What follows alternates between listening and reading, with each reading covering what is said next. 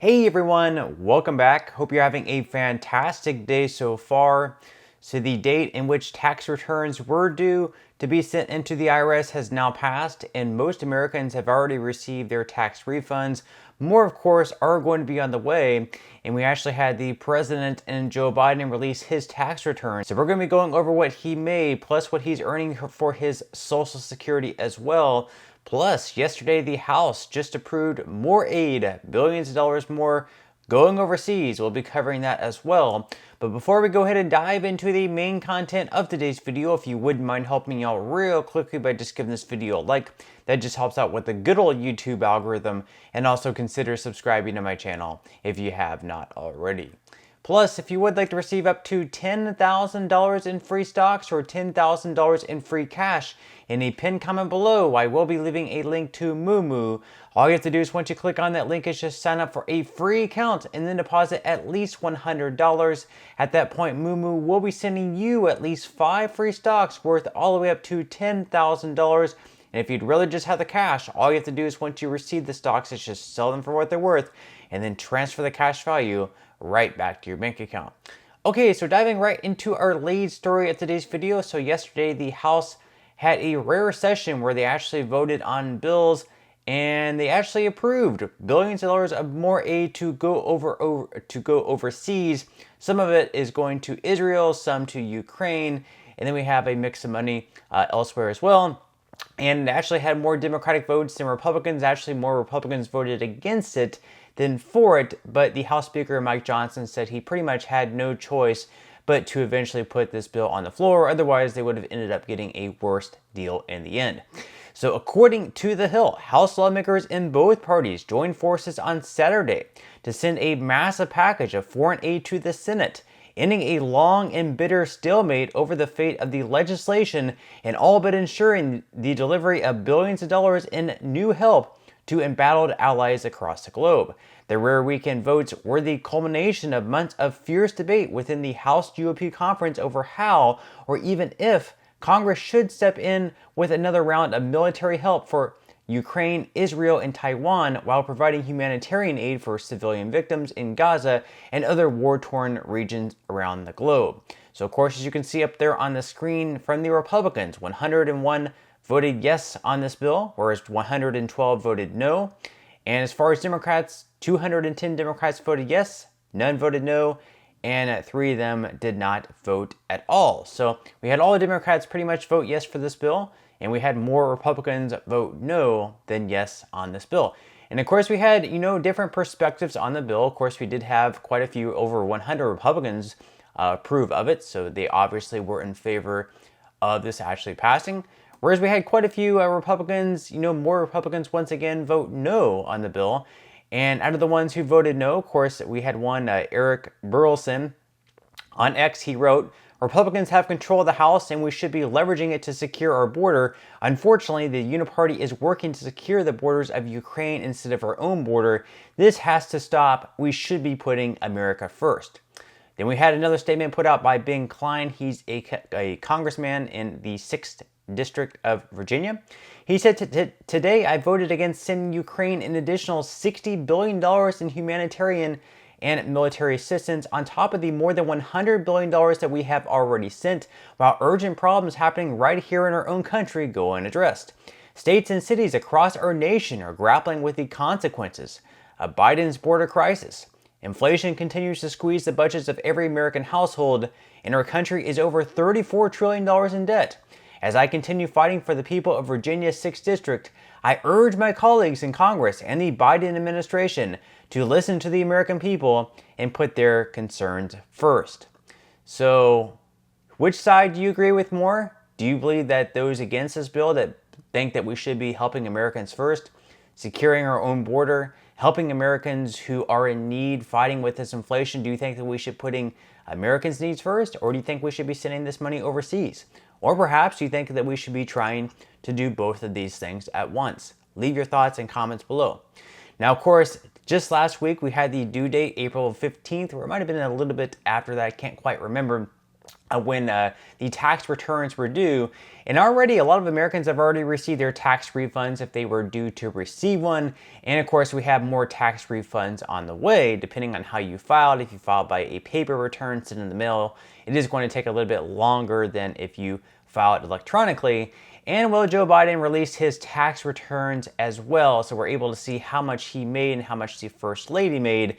And according to CNN, they made almost $620,000 in 2023. So according to CNN, President Joe Biden and the First Lady, Dr. Jill Biden, earned $619,976 in 2023.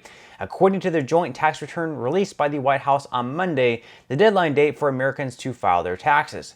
The White House has also released the return for Vice President Kamala Harris and the second gentleman, Doug Emhoff, showing the pair made $450,299 last year. Now, the bulk of the Biden's income came from President Biden's congressionally mandated $400,000 salary, along with pensions. The First Lady also earned $85,985 from her position as a teacher at Northern Virginia Community College. The Bidens paid $146,629 in federal income tax in 2023, making their federal income tax rate 23.7%. They reported $20,477 worth of contributions to 17 different charities. So obviously, Biden earned a lot of money. Obviously, $400,000 as the president made the bulk of it. And of course, because of that, he also received a rather large Social Security check because he was a Congress member making quite a bit of money for pretty much all of his career, and now the President of the United States. We're going to see exactly how big Joe Biden's Social Security check is. And another thing to note there, you see how much he paid in taxes, around 23.7% in total. He's out there right now saying that Americans who earn above $400,000 per year should be paying more in taxes. Well, guess what? There's actually not a limit on how much you can pay into the IRS. Like, for example, if you want to pay more in taxes, you certainly can. The IRS is not going to reject you opting into paying more taxes. You can say, I want to pay more.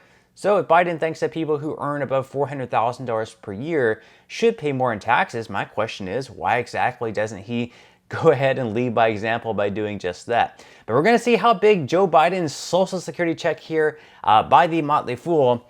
So they say here that Joe Biden brought home $42,842, or roughly $3,570 per month in 2023 in Social Security benefits, while Dr. Jill Biden netted $21,412, or approximately $1,784 each month. You'll note that Jill Biden's payout is effectively half that of her husband, which likely signals that she's receiving spousal benefits. Spousal benefits cap at 50% of a spouse's monthly payout. And we can also see there that Joe Biden's Social Security check in 2023, as a note there, is almost 87% higher than what the typical retired worker netted from America's top retirement program last month.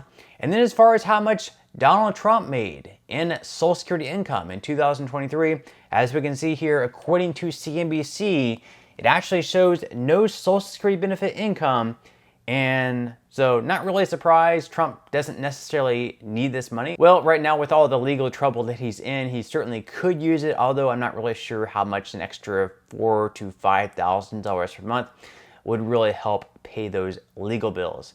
Now, we actually have some senators in Congress that think that Social Security is just a complete waste of time, that it's a bad program, that Americans really aren't getting what they deserve from the money that they paid into the system all of the years. This is Senator Tommy Tuberville. So according to Yahoo Finance, Tuberville made this fearless, blustery forecast during a Senate Health, Education, Labor, and Pensions Committee hearing in February. He said there's going to be about 150 million people coming up here saying, quote, "Where's our damn money that we paid in? I could have put my Social Security money 40 years in tax in the stock market and probably be worth $8 to $10 million today, but the federal government wasted it." His remarks may be full of hyperbole. It's hard to imagine most Americans making $8 million in the stock market with the same amount paid into Social Security, for example. But he's got a point to make. Social Security is in deep financial trouble. So as we have talked about on this channel before in the past, come the date of 2032 or 2033, possibly even 2034,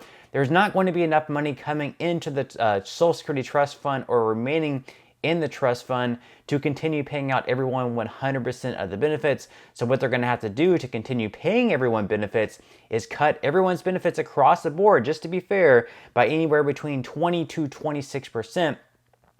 And because of that, what we're going to be receiving then is going to be a huge cut in benefits. And basically what Tuberville is saying is that Social Security, the trust fund, does not handle the money appropriately, that people aren't exactly getting as high of a benefit as what they should be for what they're paying out of their paycheck each time. So instead of paying what you are into the trust fund out of each paycheck, if you instead put that money into like the S&P 500 or an index fund in the stock market, that would have actually grown at a much faster and much bigger pace than what you end up ultimately getting out of Social Security. And right now, once again in 2033, if nothing is done, once again, they are going to have to cut benefits, so they're going to be even lower. So basically, he's pretty much saying that Social Security is a waste. It's not a great thing. Even though people definitely deserve these benefits, what they're receiving should be much higher than what they're actually getting now. But let me know your thoughts and comments below about Tuberville's comments there. And that's all we have for today's video. I certainly hope that you enjoyed and found value out of it. If you did, again, I would greatly appreciate it if you could give this video a like. Consider subscribing to my channel if you have not already. And I will see you in the next video.